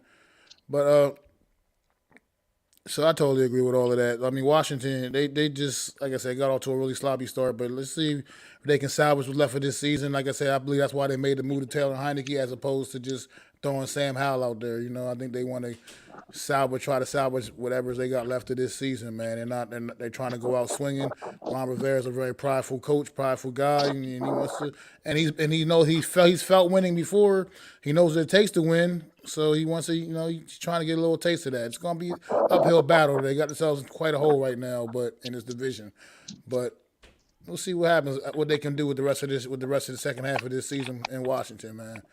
But next up, we got Chicago visiting them Dallas Cowboys. And I'm going to tell you about this young guy, Justin Fields, man. He is starting to play a little bit better football, man, these last couple of weeks as well. Oh, Had hello. a pretty impressive game on Monday night as the Chicago Bears went to and blew out the New England Patriots on Monday Night Football this past week. So it's not going to just be a walk in the park for the Dallas Cowboys. You know what I mean? They're going to have to earn this one a little bit. Like you said, they'll be going in, it looks like, without Zeke Elliott, obviously.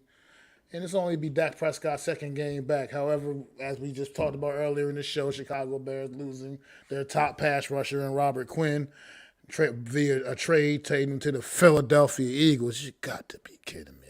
I just can't with this team. But anyway, yeah, this Chicago this matchup could be a little bit intriguing because Justin Fields is that kind of dynamic quarterback with his plays he can make with his legs that could probably help, keep this Dallas pass rush under control a little bit because you're going to have to, keep a little bit of containment on him. Probably want to keep a spy on him because Justin Fields has no problem just, just taking off. He has no problem taking off, and he makes big plays with his legs. I agree with you guys playing better. I don't agree with it that they're going to win the football game. I didn't say they were going to win. or be in apparel or whatever the case may be that they got going on. They don't got nothing to me in this thing. They're playing the Cowboys at the wrong time.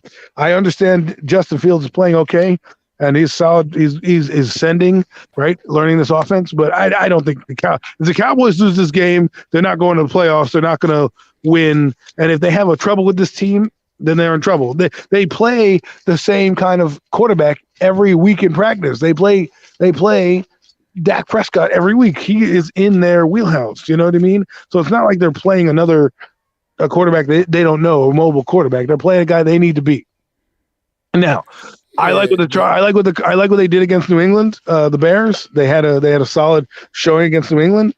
But I don't know what's happening with New England either. That's a kind of an interesting scenario that's happening down there. But we'll see what happens, man. I mean, I want to see what they do without Tony Pollard in the game. I mean, Zeke Elliott. Like, will this be a bigger injury than we think? I mean, I think it's going to be impactful. Like I said, Zeke wears a defense down. Tony Pollard usually hits the home runs. And now you're going to rely more heavily on Tony Pollard, and we've never really seen him in this role. I mean, a lot of people were talking Tony Pollard up all season, getting ready coming into the season. How he was going to pretty much take it over for Zeke Elliott, but we've never truly seen Tony Pollard be the guy to have to carry the load because Zeke Elliott's not really hasn't really been injured too often and missed too much time. So, well, I think you're going to start to see a guy make a name for himself. Come out of the shadow of Ezekiel Elliott, because the thing is, he's been producing even with Zeke on the field. Now you're going to give that guy who, remember, they're trying to split carries for whatever reason, I guess, wear the defense out, whatever their strategy is. Now you're going to give them a guy all 4 quarters, which is one of those guys. It's like, we've never seen, like you said, we've never seen him do this. So you give a guy more touches, a guy who's that explosive. It just means to me the Cowboys are adding. It's almost like addition by subtraction to me, because they're adding a guy who's more explosive, has better health. Obviously he's better health than Ezekiel Elliott over the past couple of years. So I think it might help them out more. You don't have to worry about that. We'll see in late in games if it does change in the goal line. Maybe their goal line offensive changes a little bit, but I don't know, man. I think it might be an addition by subtraction. I mean, yeah, we'll see. But like you said, I was by no means picking Chicago Bears to go down there and get a victory. Oh, okay. I just think it'll be I think they'll actually show up a little bit, and it'll be a little interesting game. I just like the way what I've seen from Justin Fields the last couple of weeks a lot more. You're starting to feel a lot more comfortable back there, and Darnell Mooney starting to make more and more plays for us.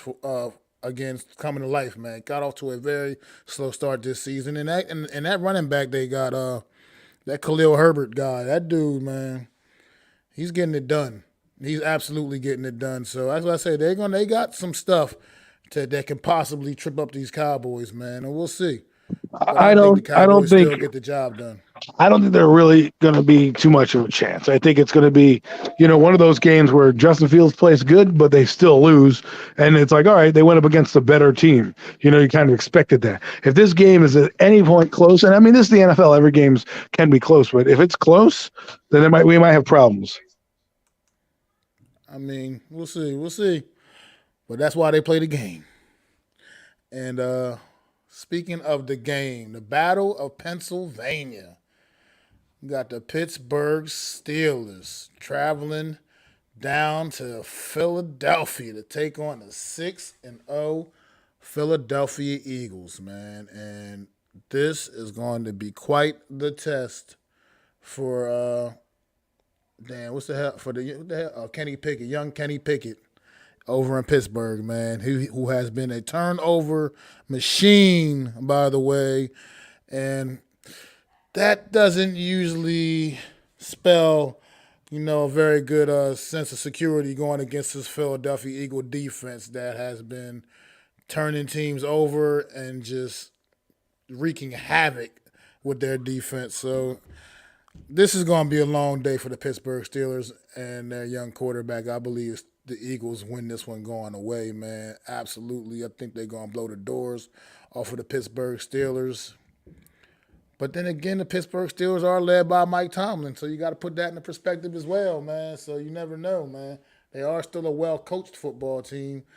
And like you saw, they did Tampa Bay a couple weeks ago. I know Buccaneers have been a little bit of a strange team this season as well, but Tomlin's got a lot of big game coaching experience, man, and this ain't necessarily a big game other than just in-state rivalry, but at the same time, you still never know. But I really honestly, from what I've seen, I just can't imagine that Pittsburgh Steelers have much of a chance in this football game, and I think the Eagles do win this in a blowout fashion. I think the Eagles will have no trouble with the Pittsburgh Steelers. No trouble whatsoever. I think it's going to be a good game for the young kid. I think he's going to play well. But I think this is above their weight class. I think Pittsburgh's for the first time in over a decade, they're in a rebuild mode. Over more than a decade, maybe 20 years, 30 years, because ever since Mike Tomlin's been there. Right. So, I mean, he's bound to have one of these, especially if you're looking at if you're looking at his track record and you're bringing in a new quarterback. It's not like where he came in. He came in with he came in with Ben Roethlisberger 3 years into his career, right? He has to usher in this kid. So this is what you have, growing pains. I know a lot of people are like, this is why we don't want a quarterback, we've got to keep David Jones and all this stuff. Listen, you can build a team like Kansas City, draft a guy, the guy can come in after you. This guy didn't have much of a choice. He had Mr. Trubisky coming in here. The defense lost TJ Watt. They've lost a ton of players. This is not as easy as it looks for the Pittsburgh Steelers. This was a transition year. So I don't expect them to win this game at all. I think it may be close early as the Eagles get their sea legs under them after the bye week, but second half of the game it should be a laugher. I agree. I think the Eagles pretty much handled the Steelers pretty convincingly here, man. They're just a way better football team at this point, and they got a little bit better today with the addition of Robert Quinn. So I totally agree with that assessment, my brother. And then we got one more game to talk about real quick here, and that is the New York Giants taking that trip out to the Great Pacific West to battle the better than expected Seattle Seahawks. It's funny. These two teams are like in first place, and who would have thought it, right? They're like the only game I saw, maybe this is Twitter again. I've become obsessed with Twitter. Like I don't know why I'm always on there now, but they said that the only winning game is this game. Like every other team is either a losing team playing a losing team or a winning team playing a losing team. This is the only like pound for pound win versus win kind of game going on here. So that's kind of interesting when you think about it. The Seahawks and the Giants. Geno Smith playing absolutely out of his mind, having a career year. So this matchup here is going to be tough for the New York Giants. I'm not going front. I'm not going to lie. But I still believe in my whole hearts that we're a little bit better than the Seattle Seahawks, even still. Even though it's on their home field, they got that whole 12-man thing. They got a good young running back, Kenneth Walker. Tyler Lockett has been playing out of his mind the last few weeks. DK Metcalf possibly has not been ruled out of this game officially, so we don't know what his status is going to be. I don't think it's that likely he's going to play, but I think it's a little bit of smoke and mirrors. They just talking over there, trying to keep the Giants on their heels about the situation, but at the same time, he has not been ruled out of this game. And Geno Smith, man, has been just getting it done, flinging the ball all over the yard, man. Already on the season with 1,700 yards, passing 11 touchdown passes already. I don't think Daniel Jones had 11 touchdown passes all last season. So you just got to put that in the – so Geno Smith is playing good football right now. The Seattle defense is a little bit suspect. Hopefully that's what the New York Giants take advantage of. That run defense is very, very poor, and they got something like the best running back in the league coming to visit them. So I'm hoping that's what's going to carry the New York Giants over the top.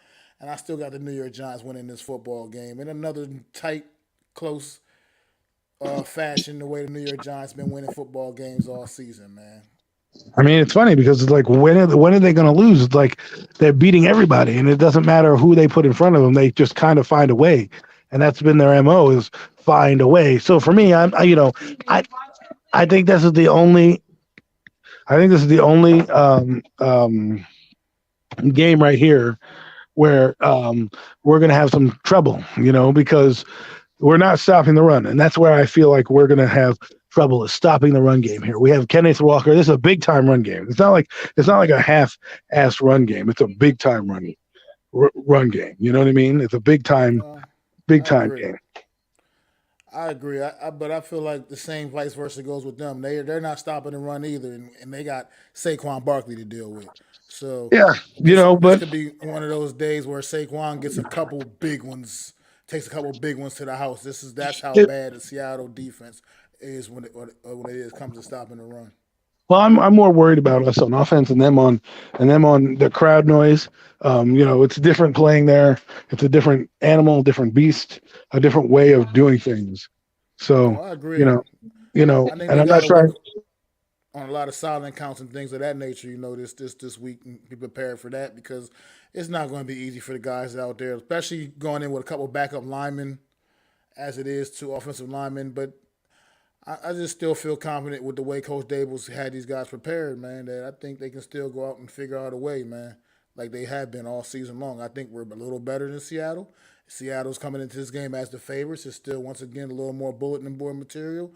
Once again, going in as underdogs to a team with a lesser record than they have. So I just think you just keep using all the fuel to keep motivating this team, man, and let it just keep happening. I hear what you're saying with the run game and the Giants' run defense, but I also feel like they have that same issue, and their run defense might actually be worse than the Giants. And like I said, they got a lot to handle too, dealing with Saquon Barkley. I get Kenneth Walker, but they got to deal with Saquon Barkley and Daniel Jones on top of that. So I just think that's where the factor. That's where that Giants get that extra edge, I think. Yes, I hear you. I understand what you're saying. But I just think, on the road, it's going to be a tough game. It's going to be a real tough game. If it was in MetLife Stadium, it would be no problem. But on the road, no, I agree with you 100%, man. On the road, Seattle's definitely one of the hardest places to go play. That crowd noise is insane up there. And the weather could always be a little questionable too. So Seattle's definitely a tough spot to go play in. And like you said, I heard it's raining this week, so they're playing with a lot of confidence. Geno Smith is he's making throws, man. That guy, I picked him up on a couple of my fantasy teams, man, and he's been working it out for me. So I ain't mad at Geno. I might have to sit him this week because I just got a feeling. I just got a feeling that the New York Giants is going to figure out a way to cool him down at least for 1 week, man. Just got a feeling. The Giants are due for the big game. They're due for the big one. I just don't know who it's going to come up against. And this one's not most likely, but you never know.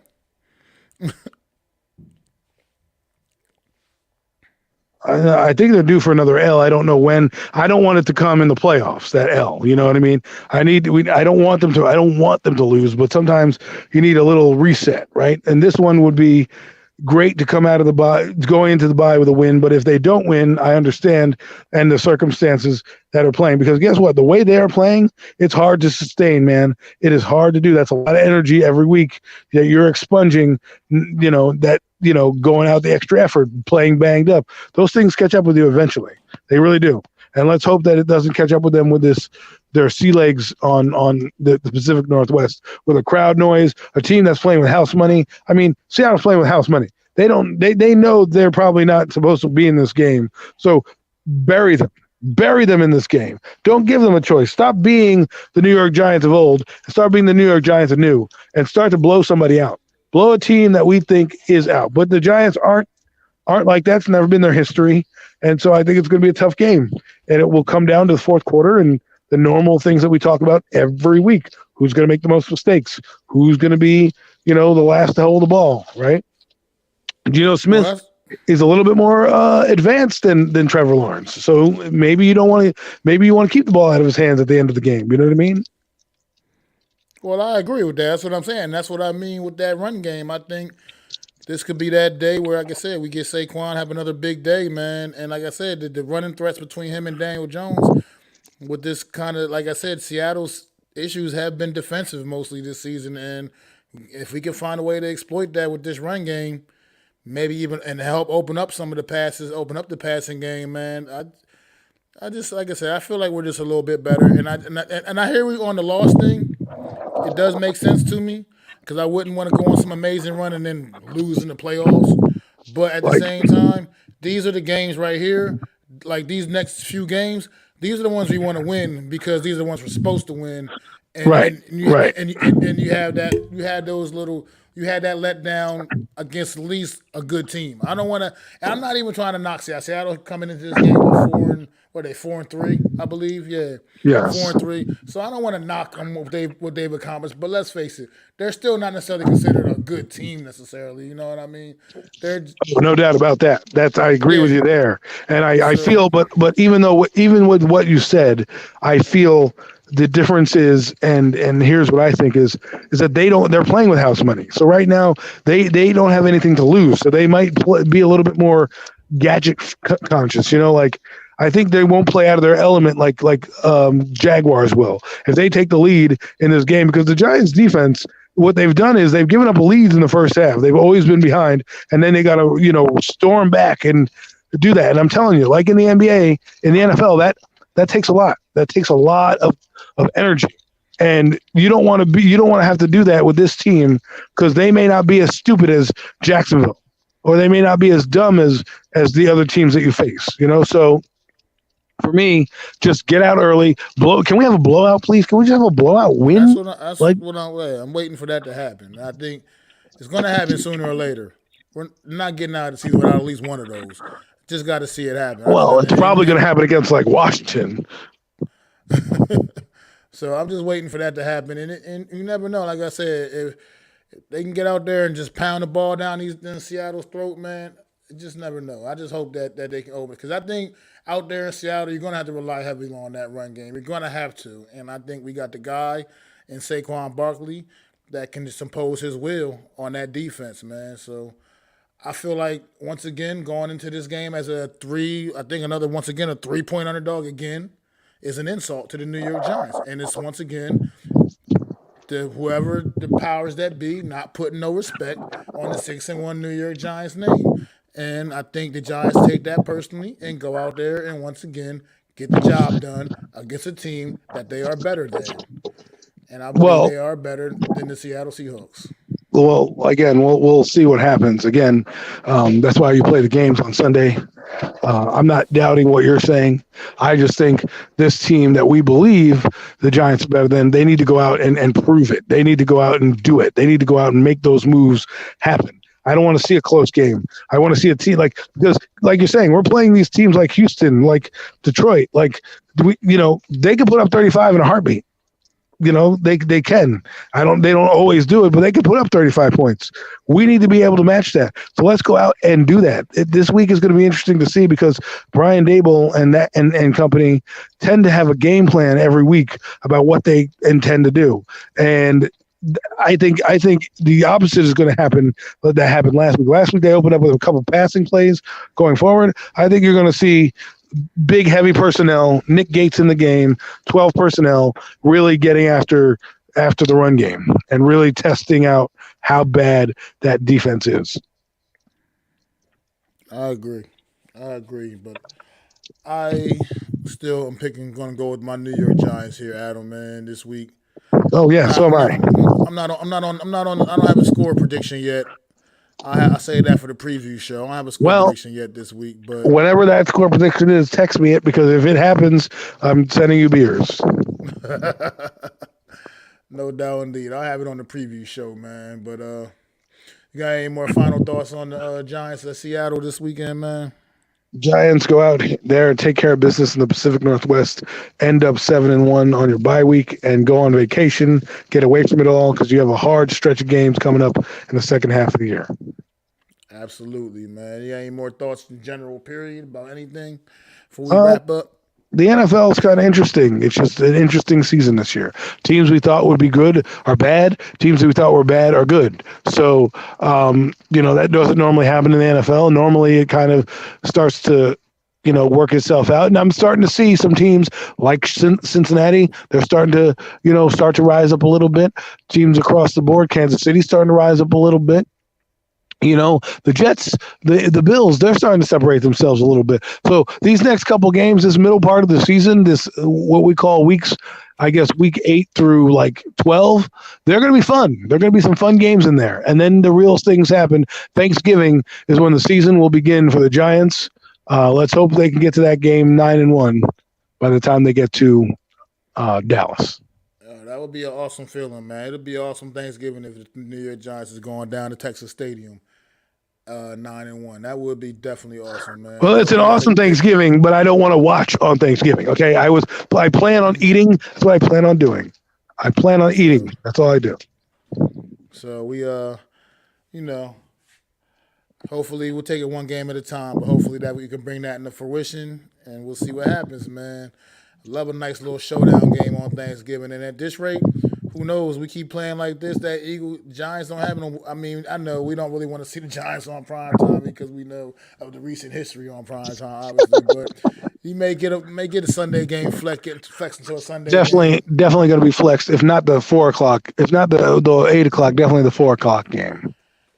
But if the Cowboys are there too, they're going to put the Cowboys over the Giants. So the next the Cowboy game is already on prime time, right? That's going to be nationally televised. See Fox how is this loving that goes. game. What game I was thinking is I figure if this season keeps December going the way 11th. it is, that December 11th game against the Philadelphia Eagles, man, I can see that potentially. I'm not sure who the Sunday night game is that week yet, but might look into that and see if there's any potential of that game being That game probably will be. I mean, time. there's a lot. It's a lot. The Giants. The thing is, like, even in their history, they've never been good at prime time. So that's why 1 o'clock games are better for the Giants. 1 o'clock, 9 a.m. Those type of games work out better. They never really win never seen them win on Thanksgiving. You know, they rarely win on prime time. Look at the game against the Cowboys. Like this. That's why on Thursday afternoon, I won't be able to eat my turkey. I already told my parents. I said, listen, I'm eating in wherever the TV's at. If the TV is in the kitchen, I'm eating in the kitchen. If the TV is in the living room, I'm eating in the living room. Do not expect me to be at the table for that game. Yeah, let's see who is the primetime game that week. Oh, guess what the Sunday night game is that week? What? Eagles? Week 14. Week 14. The Sunday night football game is the Chiefs and the Broncos. That game sounds like they're going to want to get that game up out of there because I know the Chiefs are still the Chiefs, but the Broncos ain't what they were supposed to be. And I'm pretty sure nobody's going to want to keep that game on prime time if you got a much better matchup, which could be the Eagles and Giants that week. Yes, sir. Yes, sir. To throw into the mix. So we'll That's see. probably going to happen. We'll see what happens. We'll see what the storylines are. You know, if Daniel makes it that far, you know, this is the time he also gets banged up. You know, you're looking at his stats. I'm looking at his stats right now. He's on pace for like 3,000 yards. And I'm looking at they're like that 14 games, 11 games, 10 games. I'm like, oh man, the other shoe might be coming soon. You know, the way he's running, the way they're playing. Let's hope it doesn't. That game against the Cowboys, I don't want him leaving on a stretcher. But we got to get there first. So that's, You're right. You know what I mean? We got to get there first. Right now, like I love this team's mentality. They're taking it one game at a time. Every week, going every week, 0-0 again, reset. Take it one game at a time. And this team is fully bought into the new coaches, Brian Dable and Joe Shane, the general manager. Just the whole new regime they brought in, man. So good things for the New York Giants going forward, man. And the future is definitely bright for the New York Football Giants. And the NFC East in general is back to the top where they belong. Like I said, the best division in football, the only division where all four teams got Lombardi, at least one. You know what I mean? So, and right now, the Eagles, I ain't going to lie, are threatening for another one. But that could change this year with the Buffalo Bills. Hopefully we can put a stop to that. And let's not get another one for the Eagles, please. Like, come on. They got their one. They don't need any more. Right. It's like the Jets. Just you can be good and a thorn in my side and win a couple playoff games to keep your fan base happy, but don't win any more Super Bowls. I'm done. I mean, Absolutely. they're already painting the town, like greasing up the town for the Phillies this week in case they win. So, you know, you got to grease up the town for you to win games, and you're not the fan base that I want to hang out with. But yeah, that's about it for this week, man, on the Real Deal NFC East Roundup. And we will definitely be back again next Wednesday, same time, 5:30 p.m. Eastern Standard Time. And just so you know, following the game Sunday out in Seattle, live on my channel, MacDaGiantsFan, we'll be coming with the True Blue Aftermath live post-game reaction to the Seattle New York Giants matchup. And like I said, as always, each and every Wednesday night, catch me and Adam Costas right here on streaming on his channel, my channel, Hardcore Sports Network, Facebook channel, Twitter. Find us everywhere, baby. Every Wednesday night, man. Make sure y'all sub up to Adam Costas, sub up to myself, sub up to the Hardcore Sports Network. We putting in that work, man. And thanks to everybody for coming out, man. It's been a great stream, man. Enjoy all your comments. Thanks for the continued support. It's your boy Mac the Giants fan with my guy Adam Costas, man. Pay. Good night, everyone. I'd like to thank you all for listening. If you was feeling this, please take time to subscribe and smack them likes. Feel free to drop a comment. Let me know what you think. Don't forget to ring that bell so you know when I'm dropping new content.